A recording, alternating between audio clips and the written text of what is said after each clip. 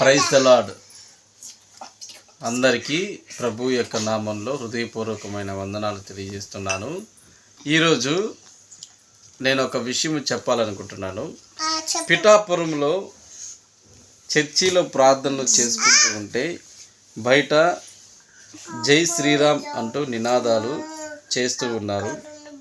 ఇంతకీ వాళ్ళకు వచ్చిన అభ్యంతరాలు ఏమిటో మాకైతే అర్థం కావట్లేదు.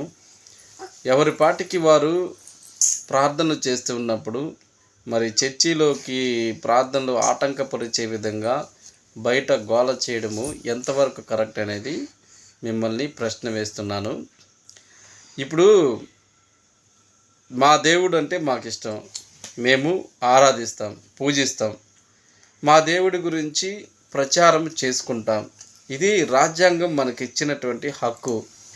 భిన్నత్వంలో ఏకత్వం అంటే రకరకాల అభిప్రాయాలు, రకరకాల మతాలు మన దేశంలో అధికారికంగా మనకి స్వేచ్ఛ హక్కుని ఇచ్చినప్పుడు మరి చర్చిల్లో ప్రార్థన చేయడము, మరి యేసయ్య గురించి చెప్పడము, ఇది మీకెందుకు కడుపు మంటగా ఉందో మాకైతే అర్థం కావట్లేదు. ఇప్పుడు మీకు శ్రీరాముడు అంటే ఇష్టం కదా, శ్రీరాముడు గురించి మంచి వాక్యాలు చెప్పండి.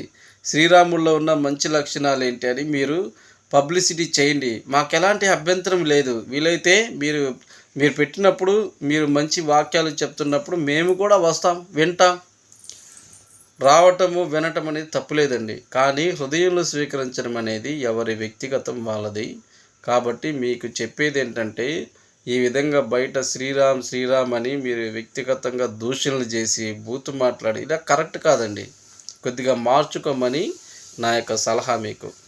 ఓకేనా?